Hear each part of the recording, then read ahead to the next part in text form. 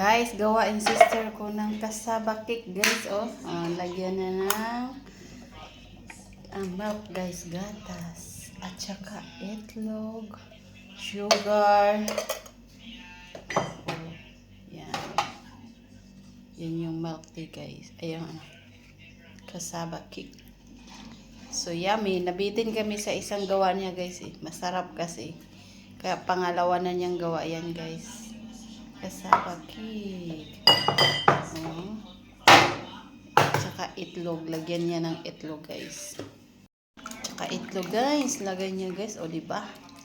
So, yummy yan, guys. Nako. Ayan. Lagay niya. So, condense. Diba? Ito yung condense dito nilagay. So, ano yan dyan, guys? Niyog yan, guys. O, diba? Hindi lata ng niyog dito, guys. O. Yan, niyog yan, guys. Diba?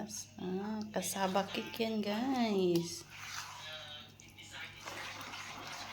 So, yummy yan, guys. Pagkatapos, siyempre, gatas, niyog, itlog, o sukad, o, diba? So, yummy.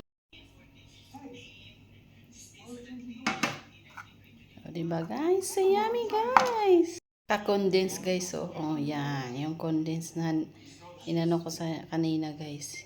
Yan. So, yummy. O, diba? Halo-halo. Diba? So, yummy. Dati ginagawa namin sa kasaba. Puto lang. Ngayon, ginawa na siya ng cake, oh. Ginawa na ng sister ko ng cake siya, guys. Lagyan ng cheese, guys. Sarap na, 'di ba? Pagkatapos ilagay doon sa lagayan, i-oven 'yan, guys. 'Di ba? So yummy, yummy na 'yan, guys. Lagyan ng cheese na. Okay. Guys, lagyan ng margarine, guys, oh, para hindi siya dumikit. 'Di ba? Dumikit yung mahana ilalagay na sa oven. Guys, ilalagay na natin sa oven yan, guys. Ilang minuto yan, Beng? 45. Oh, 45 minutes yan pala, guys. Diba? Yan, sarap na yan. Ayan na, guys. Ayan na, guys. Oh, naluto na. Mamaluto na yan, guys. Palapit na.